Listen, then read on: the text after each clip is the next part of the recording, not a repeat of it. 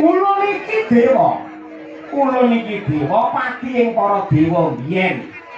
Dene bebise ulun Sanggang Narada ya Resi Kaneka Putra. Oh, Sanggang Narada ya pernah ngawi mbahmu ngono. Oh iya. Gandeng panjenenganmu paring dawuh lamun to aku duwe kewajiban bekti marang Rama lan Ibu. Pripalungguhan iki mara gage jlentrehna kuduhna bapakku ki sapa, mbokku ki sapa.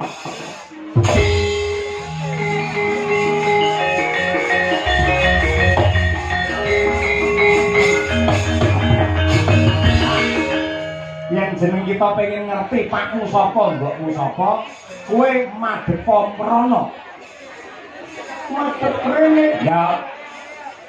Terus sawangen ya. Ana dewa papat sing ngedhep meja cendhek. Dewa papat ngedhep meja cendhek kae lagi ngopo? Kae lagi domino. Dewa ki nggone kawaskitan mula kae temonono takonono. Pakmu jenenge sapa? Yen nganti ora ngerti, yen ora ngerti, hantemono raine. Ngantem iki piye, Kak? Ngantem iki tangane dikepelke ngene iki, banjur disampluke nggen bathuk yes ngono. Ning sak banter-bantere sak seru.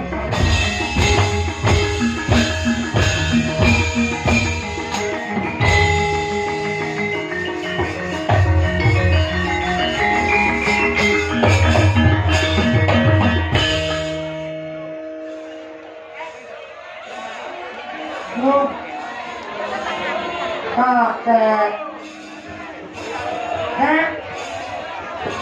tak kira lek temburu bae kakek Narada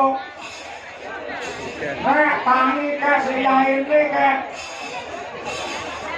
cari dewa ki ra iso mati dewa iki kena loro luput ing pati bareng ketibang tangane Bambang Wisanggeni sing ngletak ke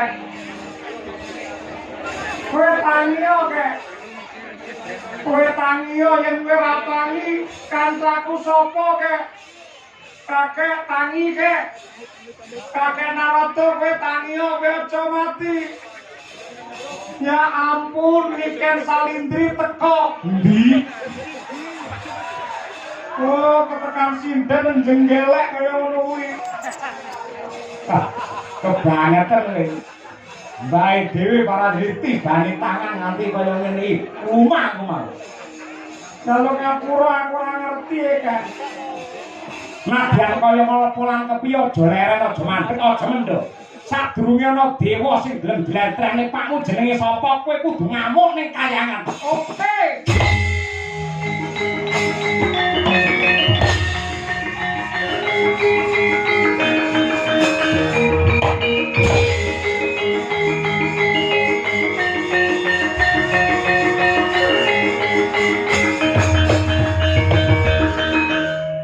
dewa gede dhuwur raine kaya barongan sapa iki Yama Dipati Yama Dipati ya kowe sing jenenge Bambang Wisanggeni dasar para nyata pakku jenenge sapa kowe ngawur dapurmu ora ngerti malah takon karo aku kowe dewa goblok piye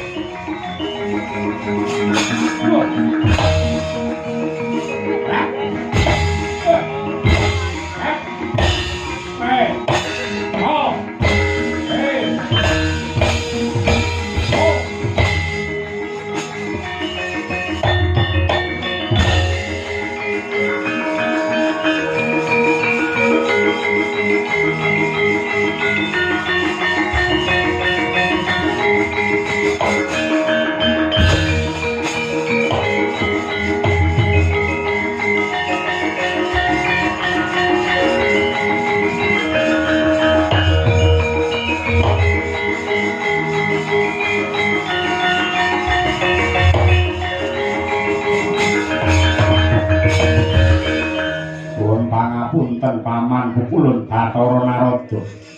Kula suwun ndika sumingkir. Kula badhe ngajar dhumateng wisanggeni menika.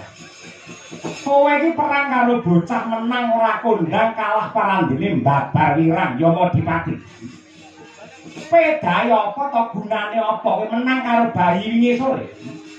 Kok lamun to diteliti kanthi permati bocah iki ora kleru, sing kleru iki para dewa. Bocah iki mung takon, "Pake jenenge sapa?" karo para dewa. Parandene malah dikroyok diajar angger dewa ngajar karo wisanggeni karepe do piye? Monggo bayi iki dicemplungake karo Bathari Durga Madyaning kalah Candra Dimuka takon karo kowe. Candra Dimuka iki dadi panguasane sapa? Panguwas kula. Durga nyemplungke bayi ning kawah ijin karo kowe ora? Mboten izin, kula mboten ngerti. Tegese dheweke piye nyepelekaken kalian kula. Lah ya sing salah Durga, kenapa sing kok ajar kok bayine? Tanaras tenan.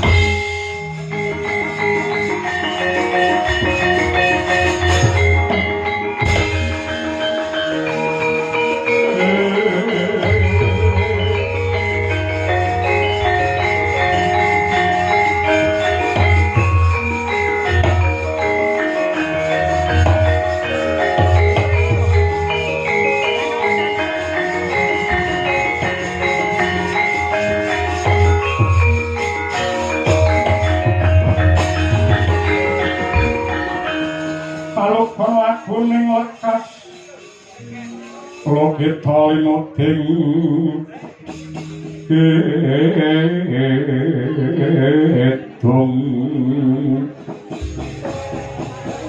kadung kadereng amor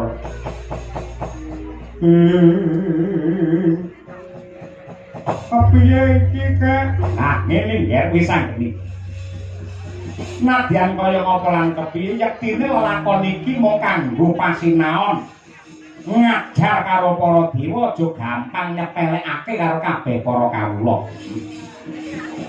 Mulane palungguhan iki lamun ta wis adreng kenceng tekad kita kepengin sungkem marang ramamu aja wedi kangelan muduna mring Marcapada liwat Andaranti.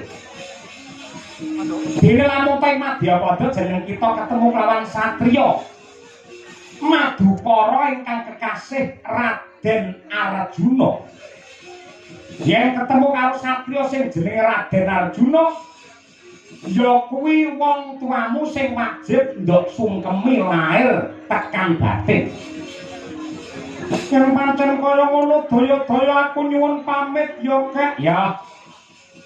Duga-duga dikawati-ati aja nganti keri. Muga-muga pengasih saka Hyang Agung tansah gumiring lawan jeneng kita. Sadya satriya Sembaga Wirutama satemah bisa dadi kaca brenggala tumrape para taruna ing sak jagat raya.